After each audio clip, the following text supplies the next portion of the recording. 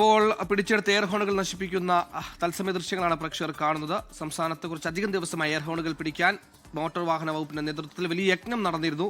ഇതിന്റെ ഭാഗമായി പിടിച്ചെടുത്ത എയർ ഹോണുകൾ ഫൈൻ ഈടാക്കിയതിന് പുറമെ പൊതുസമക്ഷത്തിൽ മാധ്യമങ്ങൾക്ക് മുന്നിൽ നശിപ്പിക്കുമെന്ന് ഗതാഗത മന്ത്രി നേരത്തെ അറിയിച്ചിരുന്നു.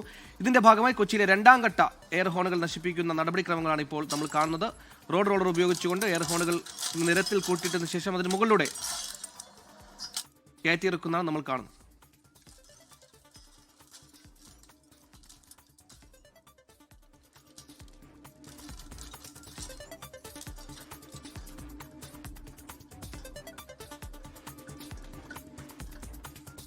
എറണാകുളം ജില്ലയുടെ വിവിധ ഭാഗങ്ങളിൽ നിന്ന് പിടിച്ചെടുത്ത എയർ ഹോണുകളാണ് ഇപ്പോൾ കടവന്ത്രയിലെ കമ്മട്ടിപ്പാടം എന്നുള്ള പ്രദേശത്ത് എത്തിച്ചുകൊണ്ട് നശിപ്പിക്കുന്നത്. റോഡ് റോളർ ഉപയോഗിച്ചുകൊണ്ടാണ് മന്ത്രിയുടെ നിർദ്ദേശപ്രകാരം തന്നെ ഇവ ഈ രീതിയിൽ നശിപ്പിക്കുന്നത്. റോഡ് റോളർ ഉപയോഗിച്ച് അവയെ പാടെ നശിപ്പിക്കുന്നത്, അത് എടുക്കുകയും അത് ദൃശ്യങ്ങൾ സഹിതം തന്നെ അത് മാധ്യമങ്ങൾ നൽകുകയും വേണം എന്നുള്ളതായിരുന്നു മന്ത്രി കെ പി ഗണേഷ് കുമാറിന്റെ നിർദ്ദേശം. അത് പ്രകാരമുള്ള രണ്ടാം ഘട്ടം നശിപ്പിക്കലാണ് ഇപ്പോൾ നടക്കുന്നത്. ആദ്യം കളമശ്ശേരിയിൽ വെച്ച് സമാനമായ രീതിയിൽ നടന്നിരുന്നു. എറണാകുളത്ത് പിടിച്ചെടുത്തത് ഏകദേശം 500ഓളം എയർ ഹോണുകൾ ഉണ്ട് എന്നുള്ളതാണ് MVD ഉദ്യോഗസ്ഥർ തന്നെ ഇപ്രകാരം ഇത് വ്യക്തമാക്കുന്നത്.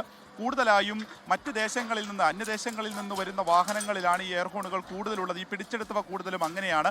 കേരളത്തിൽ ഈ ലൈൻ ബസ്സുകളിൽ ഉൾപ്പെടെയാണ് ഇവ ഉപയോഗിക്കുന്നത് എന്നുള്ളത് കൂടി മോട്ടോർ വാഹന വകുപ്പിലെ ഉദ്യോഗസ്ഥർ പറയുന്നുണ്ട്.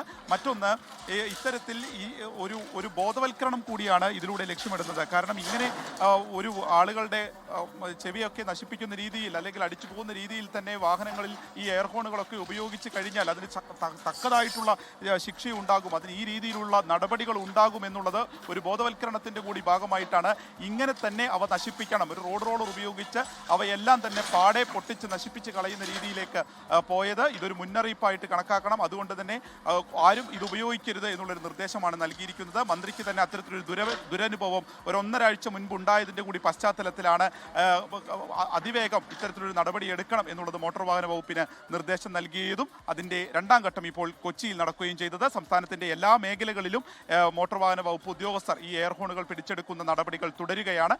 സമാനമായ രീതിയിലാണ് എറണാകുളത്ത് നടക്കുന്നത്. അവ ഇപ്പോൾ നശിപ്പിച്ച് കഴിഞ്ഞിരിക്കുന്നു.